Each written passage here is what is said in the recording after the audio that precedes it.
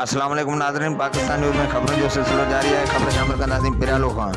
जी नाज़रीन, पिरालो नुआणी मोहल्ला में जवाबदार पारां 7 वरियनि जी निंगरी बिस्मा धीअ मोहम्मद अली नुआणी खे रस्ते मां खंभे मुबैना ज़्यादती करण जी कोशिश कई त निंगरीअ जे रड़ियुनि ते जवाबदार फरार थी वियो। जॾहिं त निंगरीअ जे वारसनि मोहम्मद अली नुआणी, लखमीर नुआणी, अवैस अहमद नुआणी, निंगरीअ जी अमड़ मसमात नजमा बादशाह आज़ादी ऐं ॿियनि एहतजाजी मुज़ाहिरो कंदे चयो त जवाबदार फरीद पुट बशीर अहमद नुआणी रस्ते वेंदे निंगरीअ खे खंभे चक विधा ऐं मुबैना जिनसी ज़्यादती करण जी कोशिश कई त निंगरीअ जे रड़ियुनि ते जवाबदार फरार थी वियो।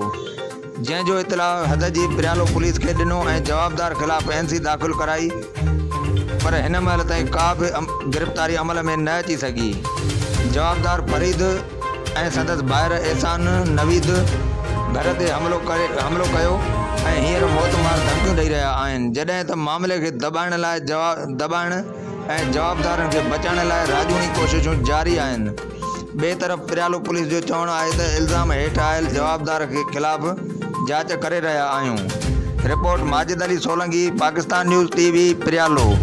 वधीक ख़बरुनि लाइ ॾिसंदा रहंदा पाकिस्तान न्यूज़ TV पिरालो। पाकिस्तान न्यूज़ TV जो पेज लाइक ऐं शेयर करणु न विसारींदा।